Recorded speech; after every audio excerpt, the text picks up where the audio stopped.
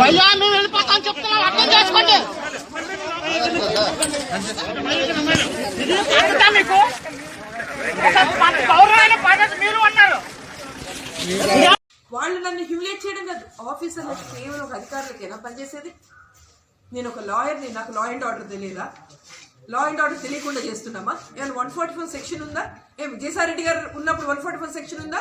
చంద్రబాబు గారు వచ్చినప్పుడు అంటే ఎవడు పడితే వాడితో ఇలాగ అందరి కింద పెడితే పోలీస్ ఆఫీసర్లు దీనికేనా ఉండేది? అధికారులు హ్యూమన్ రైట్స్ లేవా?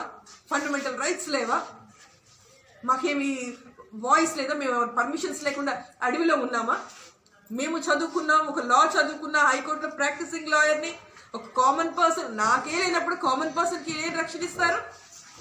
నేను ఈరోజు ప్రత్యేకించి ఒకటేనండి, ఇది పొలిటికల్ స్పీచ్ కాదు. ఒక కామన్ పర్సన్, నేను 10 మందికి వెళ్ళి సహాయం చేసి బెయిల్స్ ఇప్పించి చేసి 10 మంది గురించి ఆర్గ్యూ చేసే మనిషిని నన్ను 3 సార్లు కుక్కని ఈడ్చుకున్నట్టు ఈడ్చితే చెప్పుకోవడం నాకు ఎందుకు బతికున్నానని ఏడుపు వస్తుంది.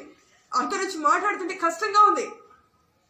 ఈ పరిస్థితి ఎందుకు తీసుకొచ్చారు అధికారులు? మేమైనా పర్మిషన్స్ తీసుకోలేదా? మేమైనా గొడవ పడతామా? అందరికి కూడా ప్రతి ఒక్కరికి నా వాయిస్ మెసేజ్ పెట్టాను, గొడవలు పడద్దు, జాగ్రత్తగా రండి, ఒక పర్పస్కి వెళ్తున్నాం, అది చెయ్యాలి అని. అందరూ కోఆపరేట్ చేశారు. అధికారులు తప్పించి, ప్రభుత్వం తప్పించి. మేము ఇదైతే చెప్తున్నామండి, ఈ రోజు ఎవరైతే మమ్మల్ని క్షోభ పెట్టారో దేవుడినే వదలలేదు, ఇంకా చదువుకున్న వాళ్ళు మమ్మల్ని వదలలేదు. కామన్ పర్సన్కి ఏం ప్రొటెక్షన్ ఇస్తారు? దేవుడి ఒకటి ధర్మాన్ని కాపాడలేకపోయిన ఈ ప్రభుత్వం తప్పకుండా ఎలా కూలిపోద్దో చూపిస్తాను. నేను ప్రజల్లో ప్రతి ఇంటింటికి వెళ్ళి ఏం జరిగిందో చెప్తాం. ఈ రోజు జరిగిందో తప్పకుండా చేసి చూపెడతాం. ఏం జరుగుతుందో అధికారులు కూడా నా విన్నపం, రిక్వెస్ట్, ఇది పద్ధతి కాదు. ఎవడో అధికారి బోడి ఎదవలు ఎవరో వచ్చి చేస్తే వీళ్ళు వినాలా? అక్కడ లా అండ్ ఆర్డర్ ప్రివేల్ అవ్వలేదా? మాకు తెలియదా? 35లు 144లు 30లు తెలియవా? మేము చేస్తున్నాం, ప్రొసీజర్ ప్రకారం వెళ్ళాం. మమ్మల్ని అలా అమాంతంగా పట్టుకెళ్తే మర్యాద ఉండదు.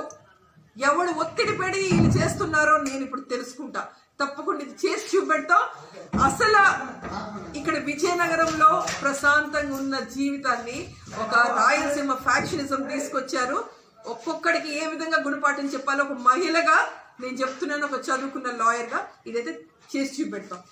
విజయసాయిరెడ్డిని నేను అదే వ్యాల్యూ ఎక్కిస్తాను.